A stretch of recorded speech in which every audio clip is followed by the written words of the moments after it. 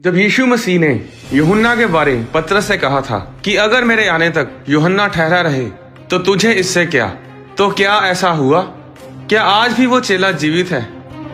2000 साल पहले जब यीशु मसीह धरती पर थे, उस समय रोमी सरकार का इजराइल पर कब्जा था और जो भविष्यवाणियां दानियल, जकरिया और यशाया भविष्यद्वक्ता ने की थी, उसके अनुसार इजरायली लोग जानते थे कि एक मसीहा आएगा जो इजराइल के दुश्मनों को खत्म करेगा और अपने राज्य को स्थापित करेगा। यूहन्ना बपतिस्मा देने वाला भी परमेश्वर के राज्य का प्रचार कर रहा था कि अपने मन को फिराओ, परमेश्वर का राज्य निकट है। यीशु मसीह ने भी यही प्रचार किया कि मन फिराओ, परमेश्वर का राज्य निकट है। अब जब चेलों ने यह विश्वास किया कि यीशु ही वो मसीहा है जो अपने राज्य को इस धरती पर स्थापित करेगा, तो वो इस आशा में थे कि कोई ऐसा दिन होगा जब यीशु मसीह इजराइल के दुश्मनों को खत्म करेगा और एक नया राज्य स्थापित करेगा। पर जब यीशु मसीह क्रूस पर चढ़ा दिए गए, तब चेलों और लोगों का विश्वास टूट गया कि यीशु ही वो मसीह है और परमेश्वर का राज्य आ पहुंचा है। पर तीसरे दिन यीशु मसीह मुर्दों में से जी उठे और लोगों ने यीशु मसीह की कब्र को खाली पाया, जो आज तक खाली है। हमारा परमेश्वर मुर्दा नहीं, वो जिंदा परमेश्वर है। जब यीशु मसीह जी उठे तो चेलों को विश्वास हुआ कि ये सच में मसीह ही है और परमेश्वर का राज्य स्थापित होने वाला है। अब 40 दिनों के बाद यीशु मसीह जैतून पहाड़ के ऊपर जाते हैं तो चेले बहुत ही उत्साह से भरे होते हैं। जकरिया अध्याय 14 में लिखा है कि उस दिन वह जैतून के पर्वत पर अपने पांव को रखेगा जो पूर्व की ओर यरूशलेम के सामने है। तब जैतून का पर्वत पूर्व से लेकर पश्चिम तक बीचों बीच से फटकर बहुत बड़ा खड्डा हो जाएगा। तब आधा पर्वत उत्तर की ओर, आधा दक्षिण की ओर हट जाएगा।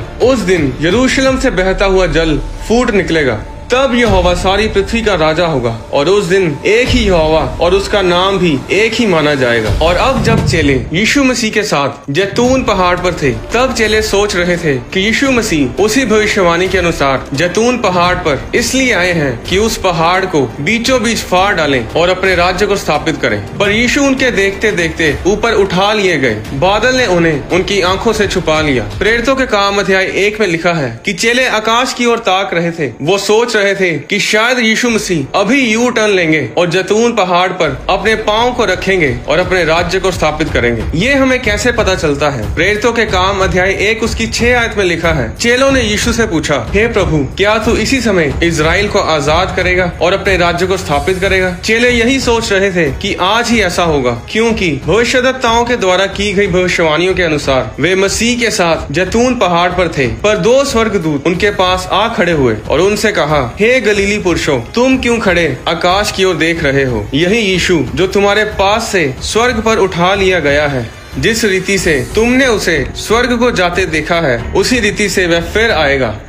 तब चेले वापस यरूशलेम को लौटे और पिन्तेकुस्त के दिन पवित्र आत्मा आया। जब वे सब पवित्र आत्मा की सामर्थ से भर गए तो कलीसिया बढ़ने लगी। यीशु के स्वर्ग पर उठाए जाने से कुछ दिन पहले जब यीशु चेलों के साथ गलील की झील के किनारे भोजन कर रहे थे, तब यीशु ने पतरस से 3 बार पूछा था कि क्या तू मुझसे प्रेम रखता है? और हम सब पतरस के उत्तर को जानते हैं। उसके बाद यीशु ने पतरस से कहा था कि जब तू जवान था तो अपनी कमर बांधकर जहाँ चाहता था फिरता था, परंतु जब तू बूढ़ा होगा तो अपने हाथ फैलाएगा और दूसरा तेरी कमर बांधकर जहाँ तू ना चाहेगा वहाँ तुझे ले जाएगा। उस समय पतरस सबसे छोटे चेले यूहन्ना की तरफ देखकर कहता है कि हे प्रभु, इसका क्या हाल होगा? तब यीशु ने उससे कहा, यदि मैं चाहूँ कि वह मेरे आने तक ठहरा रहे तो तुझे इससे क्या, तू मेरे पीछे हो ले। यूहन्ना अध्याय 21 उसकी 23 आयत में लिखा है, इसलिए चेलों में ये बात फैल गई कि वह चेला ना मरेगा। तो भी यीशु ने उससे ये नहीं कहा कि वह ना मरेगा, परंतु ये कि यदि मैं चाहूँ कि वह मेरे आने तक ठहरा रहे तो तुझे इससे क्या। चेले भी कई बार परमेश्वर के वचन की व्याख्या में गलती कर देते थे। अब चेले मन में ये सोचकर बैठे थे कि यूहन्ना कभी नहीं मरेगा, क्योंकि यीशु ने उनसे कहा था कि तुम में से कुछ ऐसे हैं कि वे जब तक मनुष्य के पुत्र को उसके राज्य में आते हुए ना देख लेंगे, तब तक मृत्यु का स्वाद कभी न चखेंगे।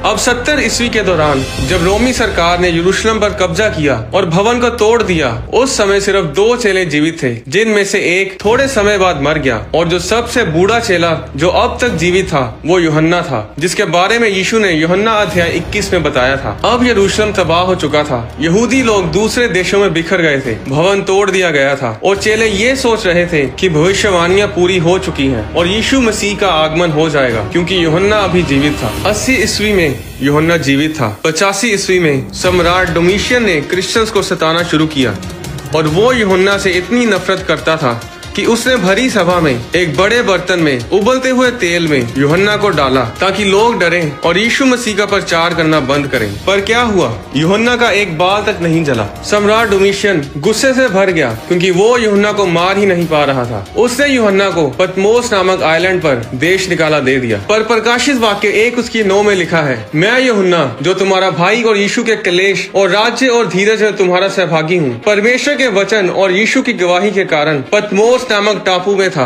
मैं प्रभु के दिन आत्मा में आ गया और अपने पीछे घूमकर मैंने सोने की 7 दीवटें देखी और उन दीवटों के बीच में मनुष्य के पुत्र सदृश एक पुरुष को देखा जो पांव तक का वस्त्र पहने और छाती पर सोने का पटुका बांधे हुए था। उसके सिर और बाल ऊन वरन पाले के समान उज्जवल थे और उसकी आंखें आग की ज्वाला के समान थी। उसके पांव उत्तम पीतल के समान थे जो मानो भट्टी में तपाया गया हो और उसका शब्द बहुत ही जल के शब्द के समान था। वह अपने दाहिने हाथ में 7 तारे लिए हुए था और उसके मुख से तेज 2-धारी तलवार निकलती थी। उसका मुंह ऐसा प्रज्वलित था जैसा सूर्य कड़ी धूप के समय चमकता है। जब मैंने उसे देखा तो उसके पैरों पर गिर पड़ा। उसने मुझ पर अपना दाहिना हाथ रखकर कहा, मत डर, मैं प्रथम और अंतिम और जीवता हूँ और मृत्यु और अधोलोक की कुंजियां मेरे ही पास हैं। इसलिए जो बातें तूने देखी हैं और जो बातें हो रही हैं और जो बातें इसके बाद होने वाली हैं, उन सब को लिख ले। अध्याय 2 और 3 में वो 7 कलीसियाओं को संबोधित करता है। अध्याय 4 में वो स्वर्ग में उठा लिया जाता है। अध्याय 5 में वो 7 मोहर वाली पुस्तक को देखता है और एक वध किया हुआ मेमना देखता है जो जगत की उत्पत्ति के समय से घात हुआ, यानी कि प्रभु यीशु मसीह। अध्याय 6 में वो 7 मोहरों को खुलता हुआ देखता है और विनाश करने वाले 4 घोड़ों को देखता है, अंत के दिनों के चिन्हों को देखता है। अध्याय 7 में वो 1,44,000 यहूदियों पर मोहर लगते देखता है। अध्याय 8 में वो आने वाली चीजों की भविष्यवाणियां करता है। अध्याय 9 में वो अथाह कुंड को खुलते हुए देखता है। अध्याय 10 में वो एक जन को सिंहासन पर बैठे देखता है। अध्याय 11 में वो 2 गवाहों को देखता है जो विपत्ति के दिनों में आएंगे और 1208 दिन तक भविष्यवाणियां करेंगे। अध्याय 12 में वो एक स्त्री को देखता है जो सूर्य ओढ़े हुए थी। ये इजराइल है जो एंटी क्राइस्ट यानी मसीह विरोधी से बचकर जंगल को भाग गई, जहाँ परमेश्वर की ओर से उसके लिए एक जगह तैयार की गई थी कि वहाँ वह 1208 दिन तक पाली जाए। अध्याय 13 में वो एक पशु को समुद्र से निकलते देखता है जो एंटी क्राइस्ट यानी कि मसीह विरोधी है, जिसके 10 सींग और 7 सिर थे। उसने झूठे भविष्यद्वक्ता को देखा जिसके मेमने के से 2 सींग थे और वह अजगर के समान बोलता था। अध्याय 14 में वो 1,44,000 यहूदियों को परमेश्वर के सिंहासन के सामने उठा लिए देखता है। अध्याय 15 में वो और विपत्तियों को धरती के ऊपर आते देखता है। अध्याय 16 में वो फिर धरती पर छोड़ी गई विपत्तियों के बारे में बताता है। अध्याय 17 में वो भेद बेबीलोन के बारे में बोलता है। अध्याय 17 और 18 में वो भेद बेबीलोन के विनाश को देखता है। अध्याय 19 में मसीह के आगमन को देखता है, एंटी क्राइस्ट और फॉल्स प्रॉफिट को यानी कि मसीह विरोधी और झूठे भविष्यद्वक्ता को आग की झील में डाले हुए देखता है। अध्याय 20 में शैतान को बांधा हुआ देखता है, शैतान को आग की झील में हमेशा के लिए सड़ते हुए देखता है। अध्याय 21 में वो नए यरूशलेम को देखता है। अध्याय 22 में वो देखता है कि सब कुछ अच्छा है, फिर श्राप ना होगा, फिर रात ना होगी। परमेश्वर के लोगों को दीपक और सूर्य के उजाले की आवश्यकता ना होगी, क्योंकि प्रभु परमेश्वर उन्हें उजाला देगा और वे युगानुयुग राज्य करेंगे। तो क्या हुआ? सिर्फ एक मनुष्य था जो इतना लंबा जिया कि परमेश्वर के राज्य को देख सके। वो परमेश्वर के राज्य को शारीरिक रूप से आते तो नहीं देख पाया, पर आत्मा में परमेश्वर ने अपने राज्य को उस पर प्रकाशित किया। तो वह एक इंसान तब तक नहीं मरा जब तक उसने परमेश्वर के राज्य को ना देख लिया, और वो इंसान था प्रेरित यूहन्ना, जिसने प्रकाशित वाक्यों को लिखा। सब परमेश्वर की महिमा करें। हम सब देख सकते हैं कि प्रकाशित वाक्य में लिखी गई हर एक भविष्यवाणी, हर एक बात पूरी हो रही है। और अगली वीडियो में मैं आपको बताऊंगा कि इस युग का अंत बहुत ही नजदीक है। बहुत ही नजदीक से मेरा मतलब है कि सिर्फ 30 और 40 साल रह चुके हैं जब यीशु मसीह अपनी कलीसिया को लेने आएंगे और हम परमेश्वर के साथ युगानुयुग राज्य करेंगे।